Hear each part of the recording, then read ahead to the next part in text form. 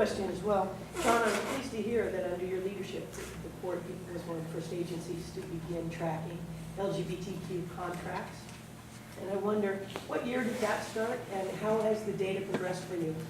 Are you familiar at all with the success or failure of that? Yeah, you know, I think it was when we passed our last small business resolution, which I believe was 2013. We're looking to pass an even more expansive resolution, but that is still being worked on. And frankly, the data, we could do better. And I think, you know, we're working on strategies how to do better in terms of working with organizations like this organization in terms of outreach. I was really pleased you know, the last concessions bid package that went out at the airport, you know, there was a lot of controversy around Ivers not getting that bid. But the really positive story about that bid package that was sort of overshadowed by the whole Ivers controversy was that 90% of the businesses that won those bid packages were small businesses.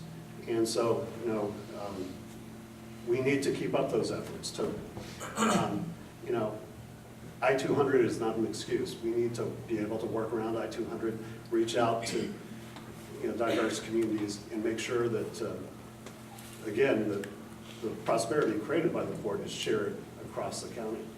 So you said it wasn't terrific data point. Would you say that from the time in 2013 that you started measuring, that there's been a decline, it's been flat, or it's just not an impressive growth? It's not an impressive growth. But it is growth? Yes. Okay, thank you very much. Ryan, do you have any perspective? I have a follow-up on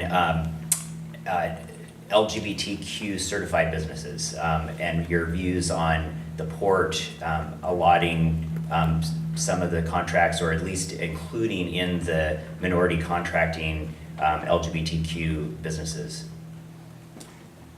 John? You know, that's something I'm very supportive of. I'm a lawyer in my day job, and I get constantly frustrated by the port's lawyers. They're always very conservative in terms of trying to keep the port out of the spotlight and out of the courtroom. But I think there's issues that are important to our community that we should be willing to push the envelope on. One of those issues is I-200. And there's some, you know, sure, I-200 applies to state agencies and local agencies, but when you're dealing with federal dollars, you can operate under the federal legal regime, and that allows us to set goals. And but you need to have federal dollars allocated to whatever you're setting goals towards. And but there's a more expansive, and I'm sorry, I'm getting too legalese here. But there's a theory that any agency that gets federal dollars can set goals across that agency. And that's really pushing the law. But I think as an agency that wants to do good by our community, that wants to be inclusive, we should be willing to push the law. If we get sued, we get sued. But it's something that's important to our community. So I've been a voice in my time on the commission for being much more aggressive in setting those goals and doing better by our community. And so you would advocate including LGBTQ certified businesses? Yes. Ryan? A couple of thoughts on this. I'm absolutely in favor of that. The two things I want to see is that we have a streamlined process for inclusion so that folks who are certified to be included in a search for contracts at the City of Seattle, King County, at the state, that same process is the one that they use. It's a sort of universal application to be certified across multiple public agencies to streamline it. Because from the perspective of a small business owner, one more compliance need just simply makes it untenable for most businesses to do. The other piece of this, I would say, is that we need to be looking at transparency at the Port of Seattle. I think a lot of the frustration around the bid processes, the contracting processes, has been that lack of transparency.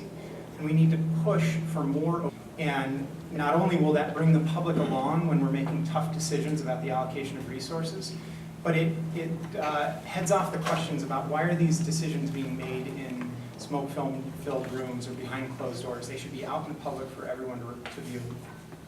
Great. Please join me in thanking our Commissioner John Creighton and